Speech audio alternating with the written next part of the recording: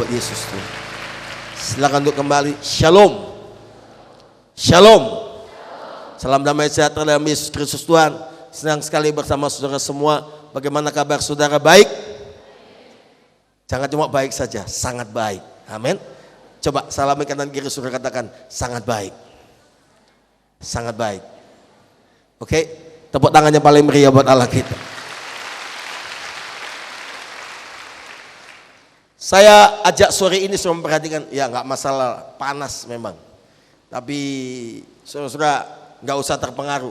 Ada yang nekat saudara. Kalau saudara kipas-kipas begini, saudara dingin, sebelahnya panas. Itu egois saudara. Oke.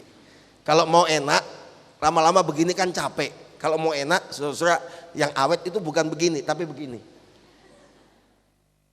Oke. Tenang aja, santai saja, nikmati panas, dingin, itu anugerah Tuhan. Ucap syukur dalam segala hal. Tepuk tangannya meriah buat Allah kita. Oke. Sore ini saya sudah meneliti satu kebenaran yang khusus bagi kita semua. Saudara harus tahu, memang Tuhan sudah menubuatkan lama bahwa akan terjadi yang namanya goncangan-goncangan. Memang harus terjadi yang namanya kesukaran-kesukaran, malapetaka dan lain sebagainya. Saudara yang dikasih Tuhan. Kalau saudara lihat, banyak orang panik hari-hari ini. Banyak orang ketakutan hari-hari ini. Banyak orang khawatir. Waduh, mana ya aman? Baru saja 1 hari setelah Natal, tsunami datang di Aceh. Ratusan ribu orang mendapat persoalan. Meninggal, harta benda, kekayaan, pangkat tidak bisa tolong mereka. Atas kemudian belum selesai itu, 1 hari setelah Paskah, Nias digoncang dengan gempa 7 sekian. Saudara, dan ternyata porak-poranda. Dan saudara lihat, Medan dapat sedikit berkat-berkatnya, gempa terus saudara-saudara. Nah, ada yang ngomong, aduh di Sumatera Utara nggak aman, di sana nggak aman, di Jakarta nggak aman, di sini nggak aman, di sana nggak aman. Saya mau katakan buat saudara, jangan pindah kemana-mana, karena di mana-mana di dunia ini tidak ada tempat yang aman. Biar saudara pindah ke Amerika, saudara pindah ke Australia juga tidak aman. Tempat yang aman dimanapun engkau berada, kalau ada Yesus di situ selalu aman, selalu ada perlindungan. Tepuk tangannya meriah. Nah, saya percaya Tuhan pasti lindungi kota Medan. Tuhan pasti jagai kota Medan. Yang percaya katakan amin. Asal saudara mengerti, Alkitab mengatakan saudara, dengan jelas, walau 1000 orang rebasi kananmu, 10.000 orang rebasi kirimu, itu tidak akan menimpa engkau orang yang percaya. Yang percaya katakan amin. Nah, persoalannya saudara hari-hari ini, saudara harus tahu, memang Alkitab sudah menubuatkan yang namanya gempa, kesukaran melanda di mana-mana. 97 saya baca satu buku. Buku ini ditulis oleh seorang hamba Tuhan, seorang nabi yang dipakai Tuhan luar biasa, namanya Samuel Doktorian. Memang yang namanya Samuel itu selalu jadi pendeta, saudara. Dan sakti-sakti, saudara. Nah, saudara dikasih Tuhan, Samuel Doktorian ini usia 80 lebih, dia orang Yahudi. Tapi penuh Roh Kudus dipakai Tuhan, dia melayani di Beirut, di Lebanon. 96 Tuhan perintahkan dia puasa 40 hari 40 malam di Pulau Patmos. Pulau Patmos itu dekat daerah Turki, di mana ada tempat di mana Yohanes pernah puasa, pernah tinggal di sana dan menulis surat Wahyu. Waktu dia puasa 40 hari di sana, mendadak saudara-saudara, apa yang terjadi? Dia mendapat pernyataan Tuhan. 5 malaikat dari 5 benua menemui dia. Malaikat penjaga Asia menemui dia dan menceritakan apa yang akan terjadi di Asia. Malaikat dari Amerika menceritakan apa yang terjadi di Amerika. Malaikat yang dari Afrika menceritakan apa yang terjadi di Afrika. Malaikat penjaga dari Australia menceritakan apa yang terjadi di Australia. Dan malaikat dari Timur Tengah menceritakan apa yang terjadi di Timur Tengah. 97 buku itu terbit. Dan banyak orang, sebagian besar orang berkata, ini orang udah tua, pikun, aneh-aneh saja. Salah satunya dia menceritakan, waktu dia bertemu dengan malaikat penjaga dari Amerika, benua Amerika, diceritakan gedung yang tertinggi di dunia yaitu World Trade Center itu 97 akan roboh. Saya waktu baca ini, saya kemudian buka di internet, banyak orang dari New York dan segalanya mencaci maki itu Samuel Doktorian, dia berkata nggak masuk akal. Karena apa? Dia cerita, World Trade Center itu gedung yang terancang demikian rupa dengan teknologi yang tercanggih, yang begitu rupa dihitung secara teknik sipil, teknik arsitek dan segala, itu tahan gempa sekitar 8 skala Richter, saudara. Mana mungkin dia bisa roboh dalam waktu sekejap? Itu nggak mungkin, itu nggak masuk akal. Saudara melihat tahun 2000 sekian, World Trade Center roboh dalam waktu beberapa jam saja. Saudara lihat apa yang ditulis itu sungguh mengagetkan dunia. Dan betul terjadi. Yang waktu dia ketemu dengan malaikat penjaga dari Asia, khususnya dari Asia Tenggara, diceritakan bahwa di bagian Asia, kepulauan bagian ujung, sekitar tahun 2000-an sekian dia lihat akan ada gelombang laut itu naik lebih tinggi daripada pohon kelapa. Itu menerjang daerah bagian kepulauan bagian utara dari Asia Tenggara. Saudara, dan dia cerita dengan jelas bahwa itu menerjang sebagian besar dan dalam waktu sekejap itu runtuh dan ratusan ribu orang meninggal dengan mengerikan sekali. Saudara, betul, begitu peristiwa 26 Desember tsunami datang, kagetlah mereka. Berikutnya dia lihat gempa melanda, Nias terjadi, Padang dan lain sebagainya. Kerusakan-kerusakan yang hebat. Puncaknya dia cerita, terakhir, finally, dalam buku itu, saudara, 97 kami udah baca bahwa ini lempengan retak daripada Australia terakhir, maka itu puncaknya di benua Australia. Nanti benua Australia akan terbelah jadi dua, timur dan barat, dan itu terjadi kerusakan yang begitu hebat di daerah-daerah Australia. Saudara tahu sekarang ini Australia sedang ketakutan para ahli-ahlinya. Ternyata Australia sedang retak dari ujung utara sampai menuju ujung selatan. Dan itu betul-betul digenapi. Saya mau katakan bahwa saudara, jangan kaget. Sudah lama kita diberitahukan akan terjadi goncangan-goncangan seperti itu. Alkitab pun mengatakan akan terjadi goncangan. Bukan langit saja, bumi juga akan digoncangkan. Tapi jangan saudara jadi gentar. Karena kita punya kerajaan surga yang kita miliki tidak tergoncangkan selama-lamanya. Tepuk tangannya paling meriah. Nah, saudara, jadi jangan kaget. Sedikit waktu yang kita miliki, yang percaya katakan amin. Yang belum kawin cepat kawin. Tapi jangan begini saudara-saudara. Kalau orang usia 12-an, 15, 16, 17 itu kan mulai dia kenal siapa kamu, siapa saya. Kalau 20-an lebih, siapa keluarganya, apa pekerjaannya, sekolah di mana, siapa saya, pekerjaan di mana, profesi saya apa, lulusan mana. Tapi kalau 30-an belum dapat jodoh, siapa saja. Itu orang dunia. Anak Tuhan gak bingung. Anak Tuhan yakin jodoh di dalam tangan Tuhan. Tepuk tangannya paling meriah buat Allah. Nah, sore ini saya ajak saudara meneliti mengenai satu hal yang penting. Bahwa kalau saudara ngerti target hidup kita bukan di dunia, tapi target hidup kita di balik hidup ini ada yang namanya hidup kekal selama-lamanya, atau yaitu siksaan kekal selama-lamanya yang namanya neraka dan surga. Tema firman Tuhan sore ini, heaven is so real. Surga itu nyata. Hanya dalam Alkitab bicara dengan jelas bagaimana surga dan apa itu surga dan bagaimana syarat untuk masuk surga. Mari kita membaca bersama-sama firman Tuhan. Kita buka Ibrani 9 ayat 27. Ibrani pasal 9 ayat 27. Sudah dapat Alkitab? Yang tidak bawa Alkitab bisa lihat ke sebelahnya. Kalau sebelahnya tidak bawa Alkitab, lihatlah sebelahnya. Kalau sebelahnya tidak bawa Alkitab, pinjamlah depannya. Kalau depannya pun tak bawa Alkitab, kelewatan. Ibrani 9 ayat yang ke-27. Sudah dapat kita baca sama-sama. Jangan main-main dengan hidup ini. Kita hidup hanya sekali. Tapi apa yang kita hidupi sekarang ini menentukan masa yang akan datang. Ibrani 9 ayat 27. Sudah dapat kita baca bersama. Saya suka membaca karena Roma 10 ayat 17 berkata iman timbul dari mendengar firman Kristus. Saudara, kita harus bertanggung jawab akan apa yang kita akan jalani dan sedang dijalani di hidup ini. Jangan main-main dengan hidup ini. Hidup ini serius. Sebab itu saudara-saudara, manusia ditentukan satu kali akan mati. So itu kita harus menghadap takhta pengadilan Kristus. Nah, ada satu lagu sekolah minggu berkata begini, Di dalam dunia ada dua jalan, lebar dan sempit. Mana kau pilih? Yang lebar api-api dan gosong. Jiwamu mati, tapi yang sempit jiwa berglori. Tepuk tangannya meriah buat Allahku.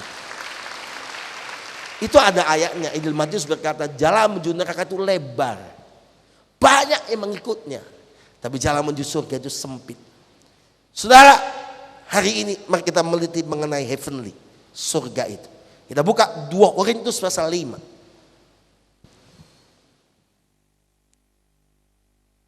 2 Korintus pasal yang kelima.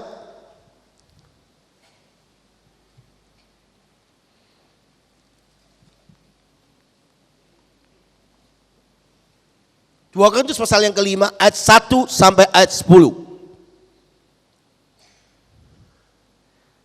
2 Korintus pasal 5 ayat 1 sampai ayat 10. Saya akan baca ayat yang ganjil, Bapak Ibu sekalian baca bersama ayat yang genap.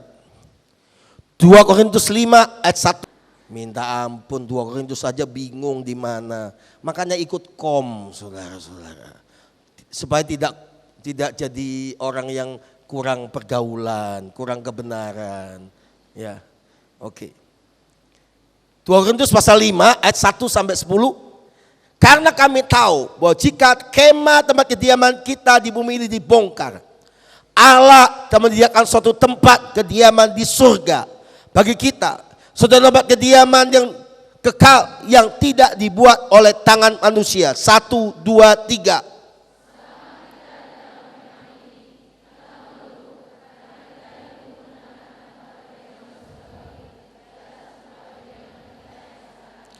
Sebab dengan demikian kita berpakaian dan tidak kedapatan telanjang. 2, 3.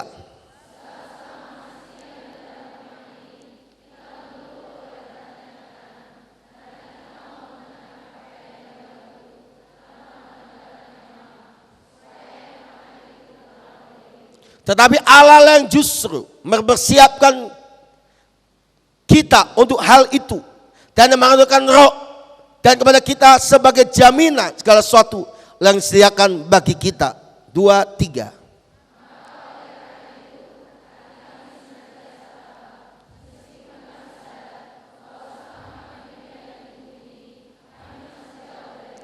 Sebab hidup kami ini adalah hidup karena percaya, bukan karena melihat. 2, 3.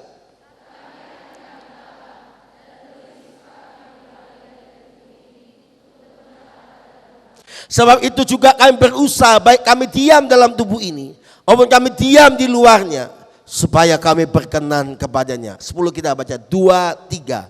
Sebab kita semua harus menghadap takhta pengadilan Kristus, supaya setiap orang memperoleh apa yang patut diterimanya ini sesuai dengan yang dilakukannya dalam hidupnya ini, baik ataupun jahat. Yang percaya firman Tuhan dan amin sama-sama katakan amin. Yang berbahagia dan mendengar firman Tuhan menyimpan dalam hatinya, lebih berbahagia menjadi pelaku firman. Saudara dikasih Tuhan, Alkitab berkata bahwa yang kekal selama-lamanya, yang namanya surga. Semua katakan surga. 2, 3. Surga. Saya mau tanya jujur, siapa yang yakin kalau tiba-tiba kita meninggal sekarang pasti masuk surga? Angkat tangan. Yang tidak yakin jangan angkat tangan. Yang yakin angkat tangan. Jangan ikut-ikutan. Itu Kristen yang tidak punya pendirian. Siapa yakin? Saudara pasti masuk surga. Kalau tidak yakin jangan angkat tangan. Siapa yang tidak yakin? Turunkan tangan. Tidak masuk surga, masuk neraka. Angkat tangan. Ini tidak angkat tangan apa? Bingung kan? Saya ulangi. Siapa yang angkat tangan yakin masuk surga, yang tidak angkat tangan masuk neraka. Kan semua kan? Masih kadang-kadang perlu diancam sedikit, saudara. Saudara, believe or not, heaven is surreal, hell is surreal. Saya sebagai gembala, beberapa kali saya menunggu orang yang mau meninggal. Di ruang yang paling mahal, ICU. UNIC in ICU. face to face, saudara. Orang di ICU kan napasnya begini. Hidup tak mau, mati pun segan. Sebab itu saudara jangan main-main dengan hidup ini. Kita harus serius dengan hidup ini. Nah, satu kali saya diundang datang di rumah sakit Pertamina Balikpapan di ruang ICU. Kamar yang paling mahal di rumah sakit itu bukan VVIP, tapi ICU. Gak percaya, coba tinggal di sana. Mahal saudara. Itu semua dokternya terbaik, obatnya terbaik, pelayanannya terbaik, dan nilainya pun mahal. Saya pernah ada orang tinggal 1 minggu di ICU. Saya kaget waktu ditagih, lihat bil penagihannya. Astagfirullahaladzim. 120 juta saudara. Nah, kalau kita punya tubuh yang sehat hari ini, anugerah Tuhan yang luar biasa. Tepuk tangannya paling meriah buat Allah kita. Nah, saudara dikasih Tuhan, apa yang terjadi? Waktu saya masuk ke ruang ICU itu, ada seorang encim tua.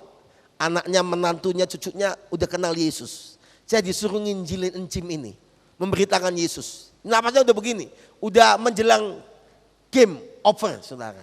Tidak ada rubber set saudara. Mau habis izin tinggal di bumi.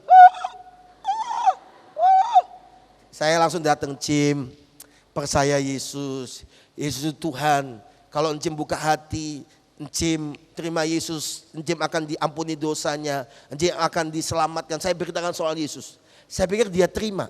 Tiba-tiba waktu dia mulai ngomong soal Yesus, saya ngomong Yesus, tiba-tiba saya pikir dia terima. Ternyata dia menolak. Saya nggak ngerti pakai bahasa Mandarin, dia ngomong puyo, puyo, puyo, puyo katanya saudara. Saya nggak ngerti, saya pikir puyo itu kue tiao, bakpao begitu saudara. Puyo itu tak mau, tak mau, tak mau. Saudara, kalau mau ketawa, ketawalah sekarang. Jangan ditahan-tahan kalau ketawa. Ada yang dengar khotbah saya, saudara-saudara nggak ketawa, disimpan. Malam di kamar, jam 12 malam waktu sendirian ingat khotbah saya. Terus dia ketawa, hihihi. Itu yang menakutkan saudara. Ya. Banyak orang serius, ke gereja serius.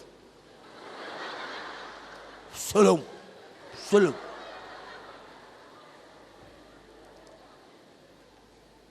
Terus ditanya, apa khotbahnya? Mau tahu? Marah-marah. Tapi dengar khotbah seperti saya juga ada jangan sampai salah tangkap. Apa khotbah pendeta? Tadi ada ibu-ibu yang saya tadi kan isi MP2, MP1 saya isi. Terus saya nunggu menuju ke Selekta MP2. Nunggu, kan saya lagi tunggu jemputan ke Selekta mau MP kedua. Ada hamba Tuhan yang saya kenal baik, saudara. Tiba-tiba dia tanya, siapa tadi yang khotbah? Nggak tahu, itu pendetanya lucu. Emangnya saya bagio. Jangan diingat lucunya saja. Ingat firmannya, yang percaya katakan amin. Yang percaya katakan amin. Ingat begini saudara-saudara. Sini kan sebagian besar orang Sumatera Utara ya. Ada yang Tapsel, ada yang Karo, ada yang Toba, macam-macam kan. Saya punya cerita saudara. Jemaat kami juga 20-30% orang Tapsel, orang juga orang Toba, orang Karo, ada sebagian macam-macam saudara. Marganya Pelawi, Sembiring, Nainggolan, Butar-Butar, Siringu-Ringu, Raja Guguk, saudara, macam-macam lah. Satu kali ada wakil ketua departemen doa, Pak Sembiring. Saya suruh dia, habis saya sampaikan pesan Tuhan, mau dapat pesan Tuhan berikutnya, lagi di menara doa. Nah, saya, Pak Sembiring, pimpin nyanyi. Terus dia tanya, apa Pak Gembala? Sungguh indah kau Tuhan. Karena sungguh indah harusnya gini, sungguh indah kau Tuhan, penuh kasih dan sayang. Kau tempat penghiburan. Rupanya dia nggak bisa nyanyi begitu. Saudara tahu, tiba-tiba dia langsung, mari kita nyanyi. Kali indah kau Tuhan. Dia tidak bisa ngomong Yesus. Yesus. Ada pirnya begitu saudara. Tapi saya senang sama dia. Karena kalau dia doa sungguh-sungguh saudara. Di dalam nama Yesus. Sambil tangannya begini, saudara. Iblis keluar. Gitu. Sambil begini tangannya, saudara. Saya percaya iblis ngomong, iya, takut. Ayo kita kembali ke pesan yang semula. Jadi kalau nyanyi betul-betul sungguh indah kau Tuhan ya. Bukan kali indah kau Yesus.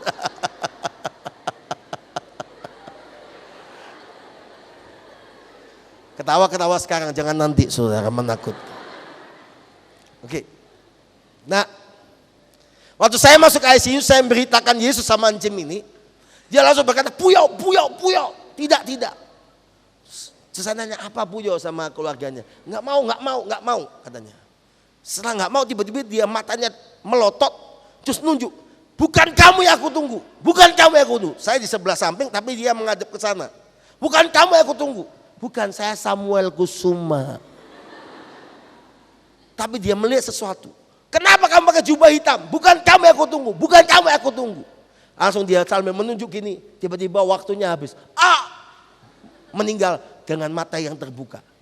Saya langsung bulu kuduk saya berdiri. Di ruang ICU, siapa gerangan yang jemput dia?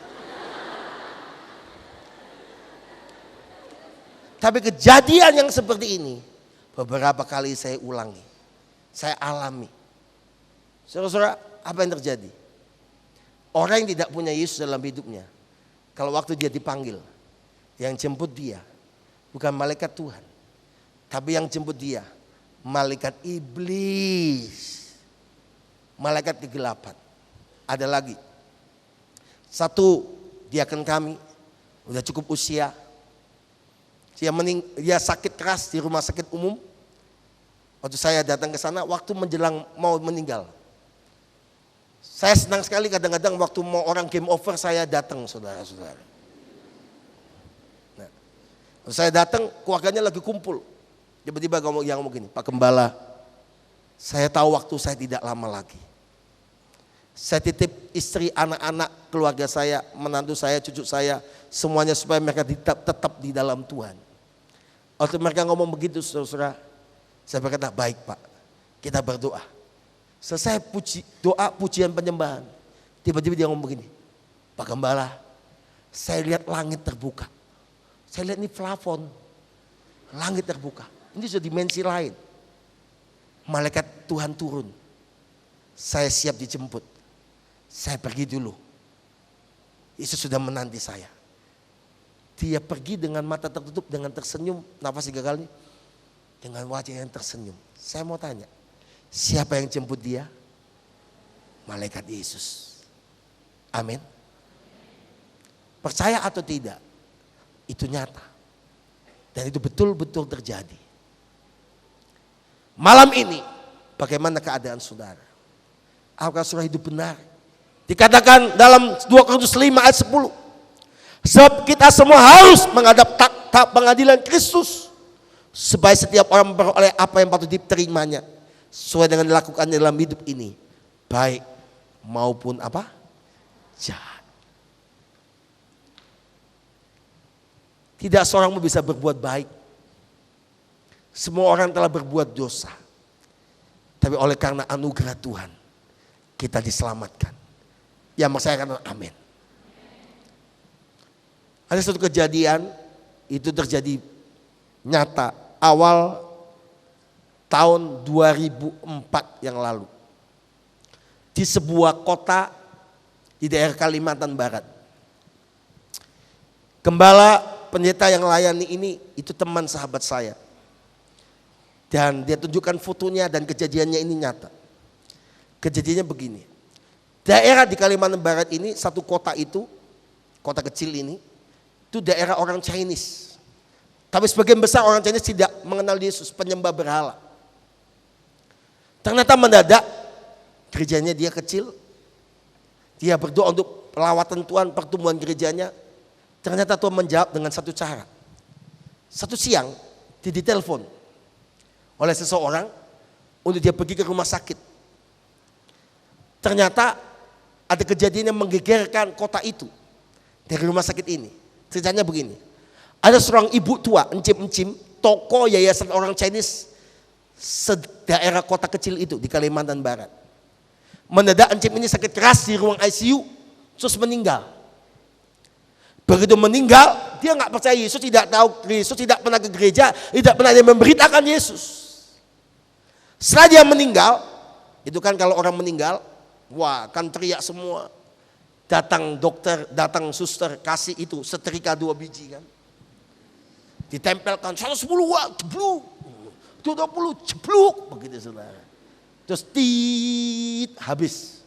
Udah meninggal, pupil mata dilihat, nadi di tangan nggak ada, nadi di leher nggak ada. Semuanya oke. Ditariklah kain putih. Innalillahi wa inna ilaihi rajiun. Kem koitit saudara. Nah, setelah meninggal, dokternya kasih satu tulisan, udah meninggal nama ini, jam sekian, meninggal waktu sekian. Udah, keluarganya nangis, tunggu di luar ruang sambil menunggu penjaga kamar mayat ambil jenazahnya. Hampir sekitar 13, 14 atau 15 menit kemudian, setelah kejadian itu meninggal, keluarga nangis di luar sambil menunggu penjaga kamar mayat. Tiba-tiba penjaga kamar mayatnya datang. Begitu penjaga kamar mayat datang masuk ke kamar itu, langsung begitu masuk kan penjaga kamar mayat kan biasa lihat mayat. Kalau penjaga kamar mayat sering lihat kue, itu bukan penjaga kamar mayat saudara, itu pabrik kue saudara. Oke, dia masuk, begitu dia masuk mereka berdua teriak, hidup lagi, lari saudara. Ternyata encim yang udah hampir 15 menit meninggal ini ternyata hidup lagi. Duduk. Jadi waktu mereka masuk itu encimnya duduk.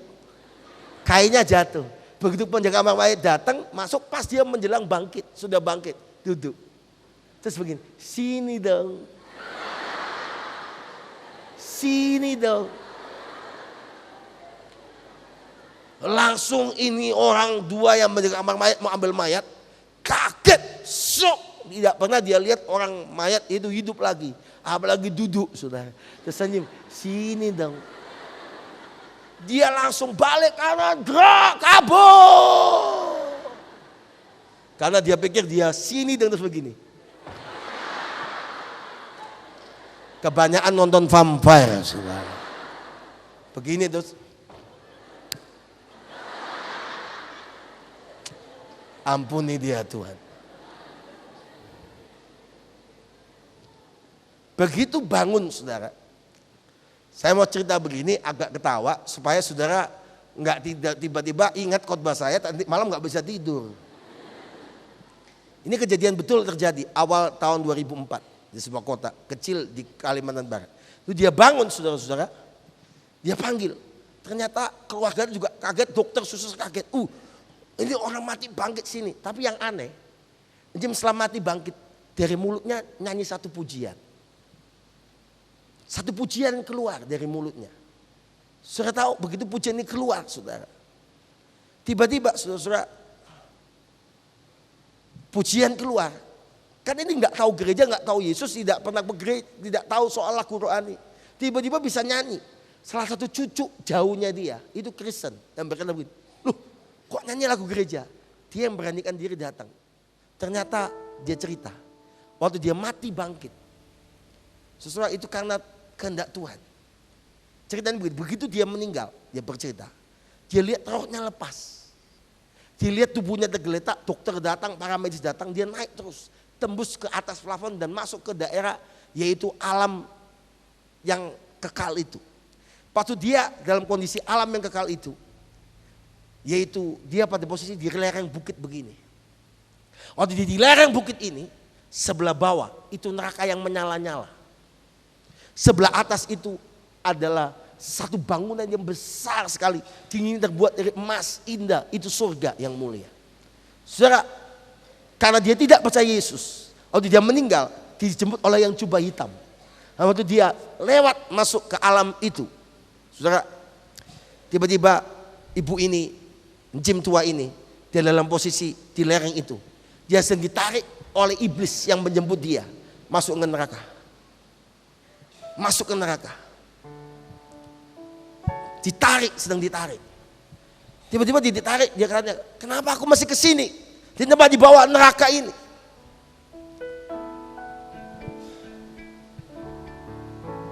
Tiba-tiba waktu dia ditarik, saudara, oleh malaikat iblis ini, dia berkata, kenapa saya tidak boleh masuk ke atas? Itu kan tempat apa namanya? Surga. Saya mau ke sana, nggak bisa.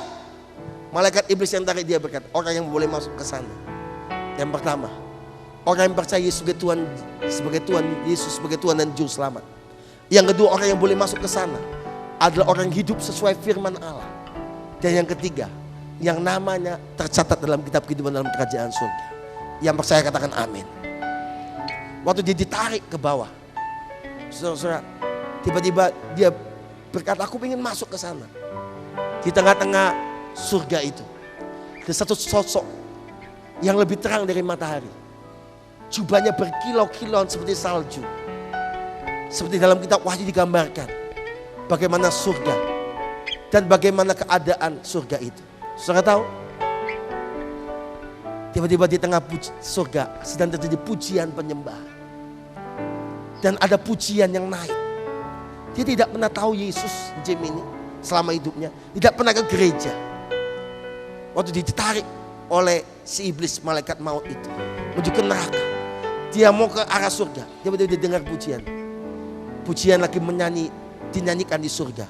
Ya Aba Bapa, ini aku anak, layakkanlah seluruh hidupku. Ya Aba Bapa, ini aku anakmu, pakailah sesuai dengan rencanamu. Waktu dia dengar pujian itu, dia mulai ikut menyanyi pujian ini. Saudara, ada kuasa di dalam pujian. Begitu Encim ini ikut menyanyi di alam roh tentang pujian ini. Ya Aba, ya Bapa. Ya Aba, ya Bapa. Setelah itu saudara, kuasa kegelapan yang tarik dia menuju ke neraka. Tidak sanggup pegang dia, terjatuh dan masuk ke neraka, terbakar. Dia lari menuju ke pintu gerbang surga. Waktu dia sampai pintu gerbang surga, malaikat penjaga surga berkata, gak bisa. Engkau belum terima Yesus, engkau belum dibaptis, engkau belum mengasihi Tuhan, engkau belum melakukan firman Tuhan, engkau tidak boleh masuk ke surga. Dia berkata, gak ada yang memberitakan Yesus kepada saya. Saya mau masuk surga. Tidak bisa. Tapi Encim itu dalam rintiannya, malaikat itu berkata, baik. Tadi sebelum kau datang ke sini, Tuhan Yesus berpesan, engkau akan diberi kesempatan hidup kembali ke dunia. 1 minggu. Setelah engkau hidup kembali, engkau harus bertobat. Engkau terima Yesus, engkau hidup sesuai firman. Engkau dibaptis dan lain sebagainya. Betul. Waktu dikatakan kembalilah, rohnya kembali ke tubuh. 15 menit setelah dia mati dan dia hidup kembali. Semua penyakitnya lenyap. Serang infus lain sebagainya tadi menempel dan waktu meninggal dilepas semuanya. Itu tidak lagi menempel ke tubuhnya dan dia hidup kembali, sembuh total. Malamnya dia dengan keluarganya 74 orang lebih dibaptiskan, menerima Yesus sebagai Tuhan dan Juru Selamat, diselamatkan. Tepuk tangannya balik meriah. Selama seminggu mereka mengasihi Allah, beribadah pada Tuhan. Dan selama seminggu kemudian, satu pagi dia kumpulkan keluarganya semuanya.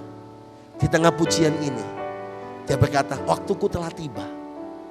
Malaikat yang menemui aku di pintu gerbang surga, malaikat yang sama sekarang ada di ruangan ini. Dan dia berkata, mari kita pujikan pujian ini. Ya Aba Bapa, ini aku anakmu, layakkanlah seluruh hidupku. Mari angkat tanganku sama-sama. Ya Aba Bapa, ini aku anakmu, pakailah sesuai dengan rencanamu. ku mau cinta Yesus, ku mau cinta Yesus.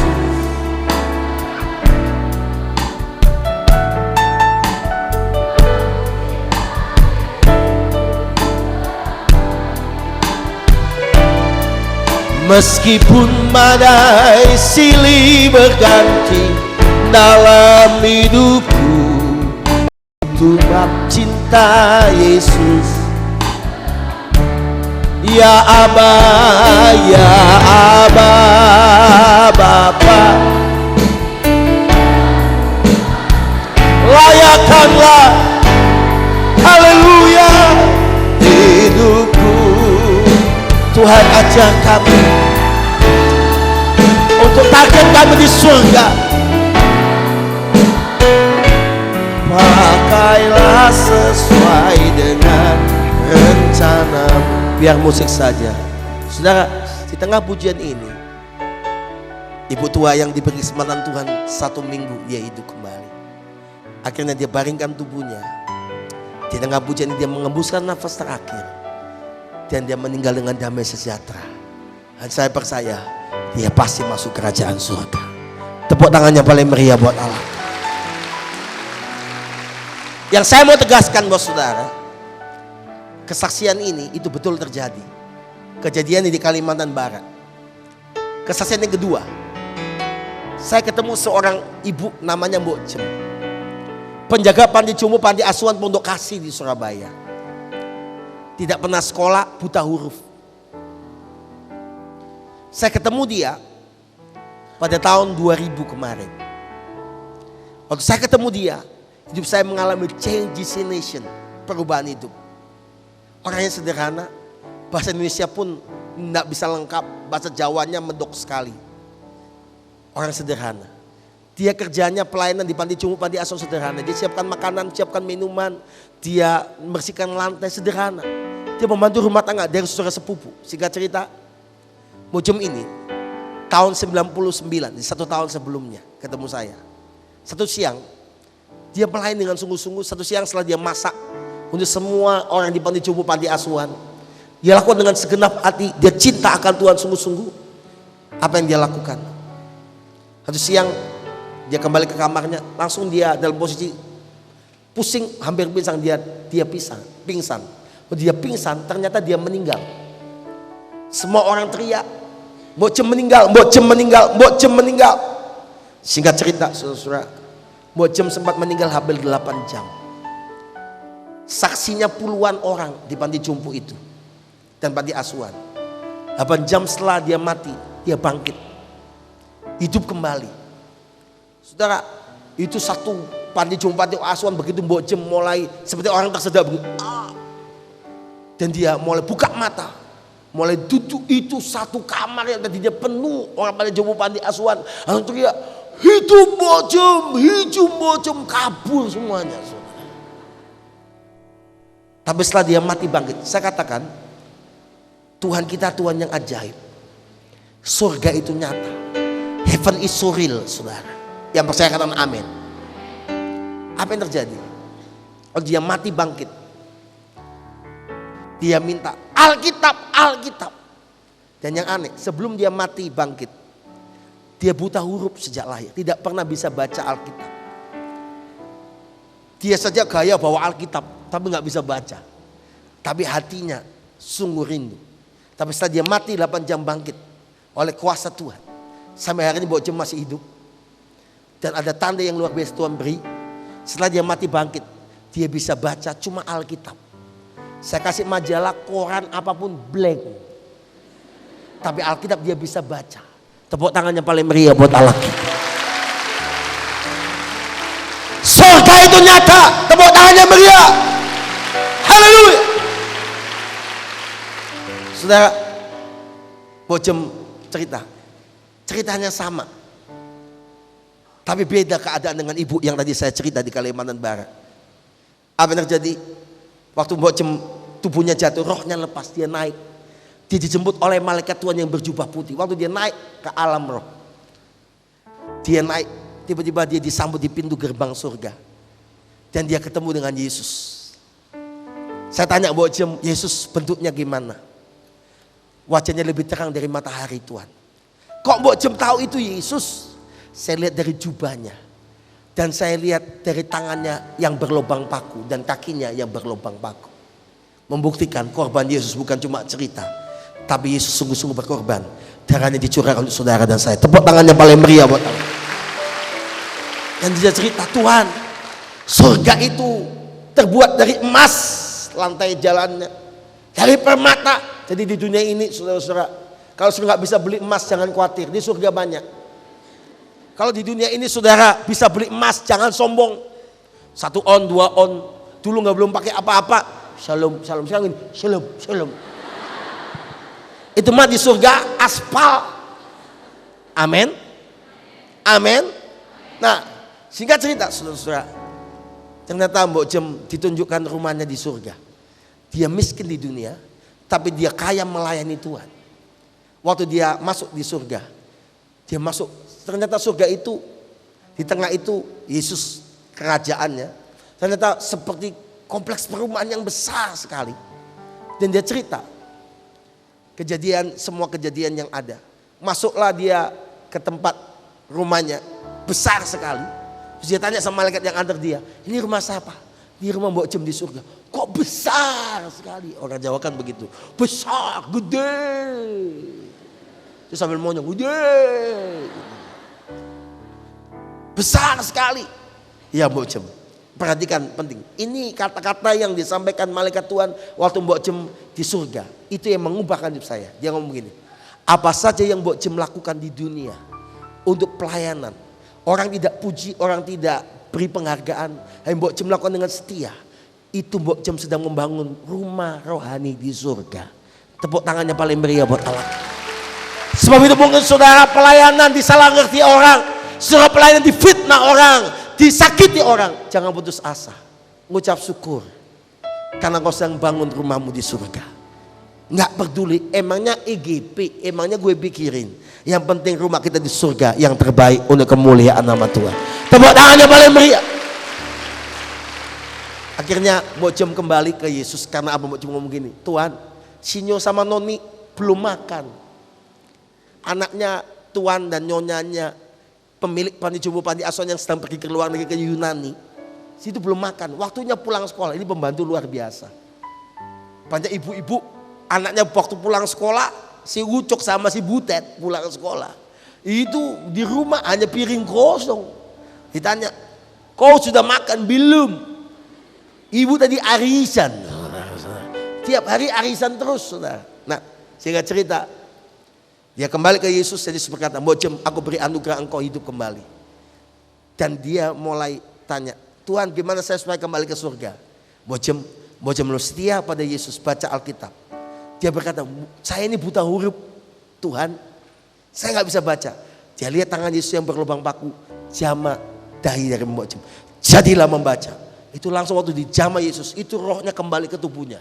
Sek, dan dia hidup kembali. Saudara tahu, tapi dalam perjalanan kembali dia lihat orang di neraka. Orang di neraka bukan cuma dibakar, bukan cuma kesakitan, aduh, bukan gitu. Tapi orang melolong di neraka. Maaf ya, hari ini tanggal 22 Mei 2005 saya udah cerita kepada saudara. Jadi kalau saudara nanti ada yang ketinggalan masuk ke tempat neraka, jangan salahkan saya. Saya sudah cerita sama saudara. Di neraka nggak enak, sini aja panas. Apalagi di sana dibakar siang dan malam, orang melolong, saudara-saudara. Aduh, panas. Mbok Jem itu cerita begitu, saudara. Dan orang bukan hancur tubuhnya gosong, tapi meleleh, dibakar di api neraka. Waktu dia perjalanan kembali ke dunia, dia lihat neraka, dan dia kembali ke tubuhnya dan hidup kembali. Saudara tahu, Mbok Jem ini sekarang diundang kemana-mana. Ke Amerika, ke Jerman, ke Hong Kong, ke Belanda, ke China untuk bersaksi. Orang yang ukurannya bodoh menurut ukuran dunia, bersama Yesus diangkat untuk memalukan orang-orang yang pandai menurut ukuran dunia. Tepuk tangannya meriah. Encim yang di Kalimantan Barat cerita soal surga yang sama, neraka yang sama, tapi orang berbeda. Mbok Jem cerita surga yang sama, neraka yang sama, orang yang berbeda. Yang terakhir, Alkitab ngomong begini, saksi satu orang tidak sah. Saksi 2 orang sah, saksi 3 sah, 3 orang lebih sah lagi. Yang terakhir yang ketiga, tahun lalu saya pelayanan ke Malaysia. Tiba-tiba saya diberi hadiah oleh sahabat saya satu buku. Buku ini jadi buku the best seller in the world. Best seller di seluruh dunia. Saya menyarankan saudara semua beli buku ini. Udah diterjemahkan dalam bahasa Indonesia, judulnya Heaven is so real. Surga itu nyata. Ditulis oleh seorang ibu yang di Amerika, yaitu Ibu Cho Thomas, Korea Amerika. Dia 17 kali dibawa Tuhan ke surga. Dan 2 kali dibawa ke neraka, 15 kali ke surga. Saudara, dalam itu dia cerita semua, tulis semua mengenai surga, mengenai neraka. Waktu saya baca, saya menetes air mata, saudara. Dia ceritakan Encim di Kalimantan Barat, dia ceritakan Jem di Surabaya mengenai surga dan neraka. Sama persis yang ditulis oleh Cho Thomas. Tidak lebih, tidak kurang. Jadi firman Allah tidak ingkar janji. Firman ini ya dan amin. Surga itu nyata. Dan yang boleh masuk ke surga, orang yang hidup mengasihi Yesus, percaya Yesus sebagai Tuhan dan Juru Selamat.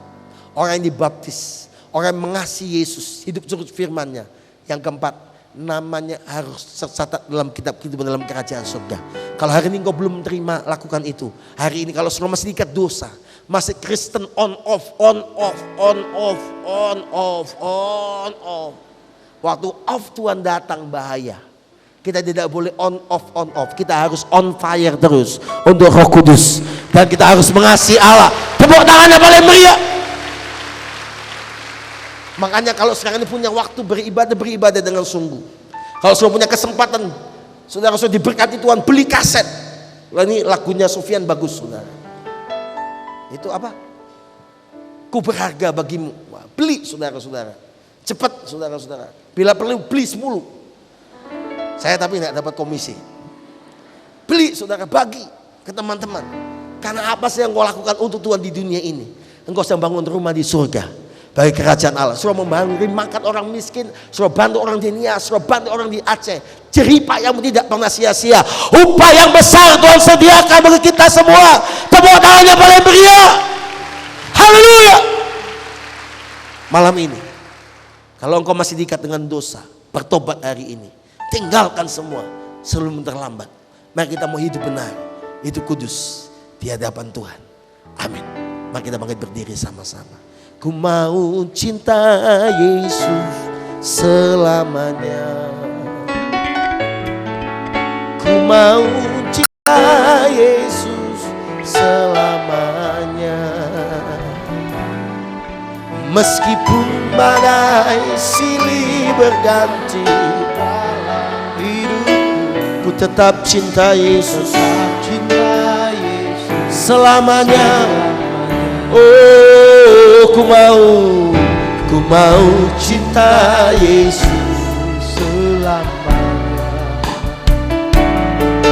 Ku mau cinta Yesus selamanya. Meskipun badai silih berganti, dalam hidupku, ku tetap cinta Yesus selamanya. Mari angkat kedua tangan. Ya Aba, ya Aba, Bapa, ini aku anakmu, layakkanlah seluruh hidupku. Ya Aba, Bapa, ini aku anakmu, pakailah sesuai dengan. Ya Aba, Bapa, ya Aba. Siapa yang mau sungguh-sungguh malam ini mau ambil keputusan, Tuhan Yesus, saya mau hidup benar, saya mau hidup kudus. Tuhan ampuni semua dosa saya, lepaskan semua ikatan-ikatan saya.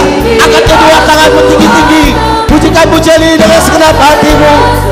Oh ya Bapa, ya Aba, Bapa, ini aku anakmu. Tuhan, kau lihat air mata yang mengalir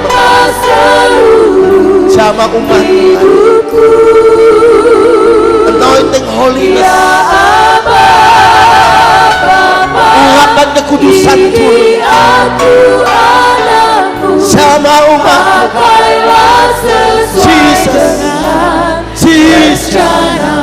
Jesus. Jemaat saya nyanyikan, ya Aba, sama Tuhan. Jesus. Atau mata jasmanimu tertutup, lihat dengan mata iman.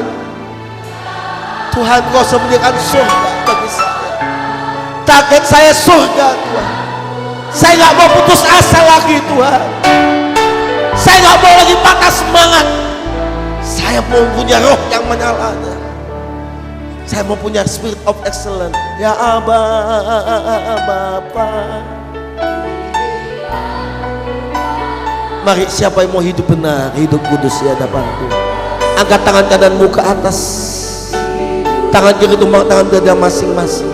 Yang mau bertobat, yang mau tinggalkan semua perbuatan yang lama, lepaskan. Sudah, kalau kau terlihat kebencian, tidak bisa mengampuni, rugi besar. Jangan sampai tingkatmu ke sudah dicuri oleh orang lain. Oh ya Aba, ya Aba, Bapa, ini aku anakmu, layakkanlah seluruh. Yesus, ya Aba, oh Bapa, ini aku anakmu, pakailah sesuai dengan rencanamu. Pakailah sesuai dengan rencana.